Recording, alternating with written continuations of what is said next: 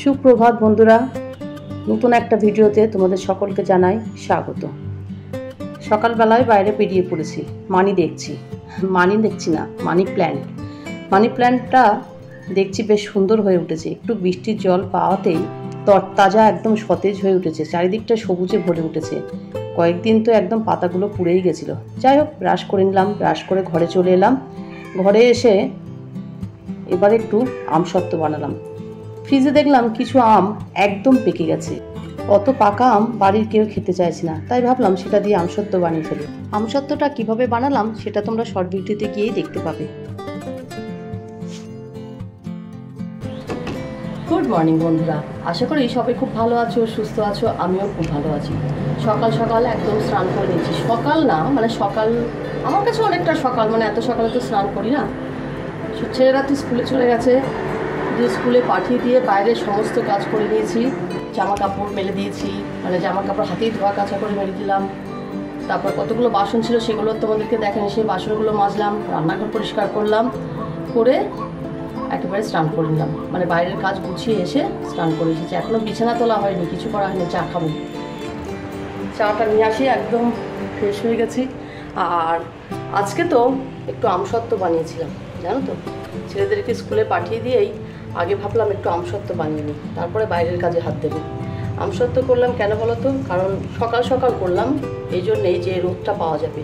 কিন্তু আজকে না আকাশটা খুব মেঘলা করে আছে। কতগুলো আম না একদম পেকে গেছিলো, মানে ওই আমগুলো না খেতে ইচ্ছা করে না, বেশি পাকা আম খাওয়া যায় না। তাই ভাবলাম আমগুলো নিয়ে একটু আমসত্ত্বই বানিয়ে ফেলি, মানে অত পাকা আম আমার বাড়িতে কেউ খাবে না।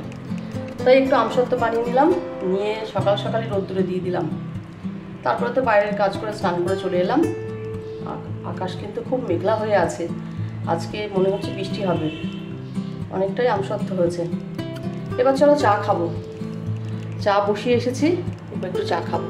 চলো আমার সঙ্গে তোমরাও। তার বাইরে দেখাই তোমাদের ওয়েদারটা কেমন, মেঘলা করে আছে, আর আমি তো আমসত্ত্ব দিয়ে বসে আছি।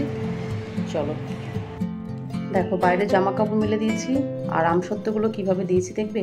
এই দেখো, এই একটা থালার মধ্যে ঢেলে দিয়েছি, এখানে রেখেছি, আর দুটো বড় বড় থালার মধ্যে ঢেলে দিয়ে এভাবে একটা নেট দিয়ে চাপা দিয়েছি। চলো এবার একটু চা খাবো। চা বসিয়ে দিয়ে গেছিলাম, এদিকে দেখো চাটা বসিয়ে দিয়ে গেছি। চাটা খাবো, খেয়ে দিয়ে তারপরে একটু বসবো, তারপর বাদ বাকি কাজে হাত দেবো। চা তো আমার হয়ে গেছে, এবার চাটা নিয়ে ঘরে যাব। ঘরে গিয়ে একটু আরাম করে খাবো, একটু বিশ্রাম করব, তারপরে আবার বাদ বাকি কাজে হাত দেবো। চলো চাটা নিয়ে এবার ঘরে চলে যাই, গিয়ে একটু পাখার নিচে ভালো করে বসে নিই। গরমটাও তো প্রচণ্ড পরিমাণে পড়ছে, মানে এই গরমের জন্য যখনই কিছু কাজ করি মনে হয় গিয়ে ছুটে গিয়ে একটু পাখার নিচে বসি। প্রচণ্ড গরম, আর সেই পরিমাণে ঘাম তো হচ্ছে। চলো চা নিয়ে ঘরে চলে এলাম, এখানে একটু বসবো। চা খেতে খেতে তোমাদের সঙ্গে আমার যে সকল দিদিভাইরা আপুরা কমেন্ট করেন তাদের কথা একটু উল্লেখ করি। সবার প্রথমে বলি সৌমিস কিচেন, আঁখিমণি, আরহাম হোসেন, শিরিন শিলা, এইসব আপুদেরকে অসংখ্য অসংখ্য ধন্যবাদ। আর তাছাড়াও আছে পর্ণা হালদার, কৌশিকিস ডায়েরি, এইসব দিদিভাইদেরকে অনেক অনেক ধন্যবাদ যে আমার ভিডিওটা দেখে তাদের ভালো লেগেছে, তারা আমাকে ভালো ভালো কমেন্ট করেছে, আমাকে এগিয়ে যাওয়ার জন্য উৎসাহিত করেছে। এদিকে দেখো বিছানাও তুলে নিয়েছি, ভাতও বসিয়ে দিয়েছি, ভাতটা ফুটেও গেছে। আর কি করছি চলো তোমাদেরকে বলি।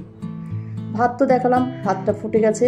এদিকে বসিয়েছি ডাল, ডালটাও সেদ্ধ হয়ে গেছে। পেঁয়াজ রসুন দিয়ে আজকে ডাল করব। ভাত ডাল ওদিকে হতে থাক, আমি ততক্ষণে এবার সবজি কেটে নিই। এদিকে দেখতে পাচ্ছ ভিন্ডি কেটে নিয়েছি, আর সঙ্গে আলু কাটছি। আজকে কিন্তু পুরো নিরামিষ রান্নাবান্না হবে, মানে মাছ মাংস ডিম কিছুই না। আলু ভাজা আর ভিন্ডি সর্ষে পোস্ত দিয়ে একটা চচ্চড়ি করব। চলে এলাম রান্নাঘরে, এসে প্রথমেই তো আলু ভাজাটা বসিয়ে দিয়েছি। ওদিকে তো তোমরা দেখলেই ডাল আর ভাত আমার হয়েই গেছে। আলু ভেজে নিয়ে তারপরে করব ভেন্ডি চচ্চড়ি। এই ভেন্ডি চচ্চড়ির রেসিপিটা আমার শর্ট ভিডিওতে তোমরা দেখতে পাবে। এখন একটু খিদে পেয়ে গেছে, রান্না তো ওইদিকে হচ্ছে, আর এখন একটু খাবো। মানে ডাল সিদ্ধ করা হয়ে গেছে, সেই ডাল সিদ্ধ দিয়ে রুটি ছিল গতকালকে 2টো, আর আম কেটে নিয়েছি, এই দিয়ে এখন খাওয়া দাওয়া করবো। চলো আমি একটু খেয়ে নিই, তারপরে বাদ বাকি রান্নাটা করবো। রান্না ওইদিকে হচ্ছে অলরেডি।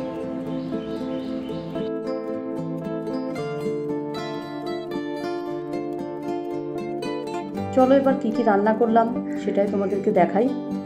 এখানে তো আছে ভাত, আর তার সঙ্গে আছে আলু ভাজা,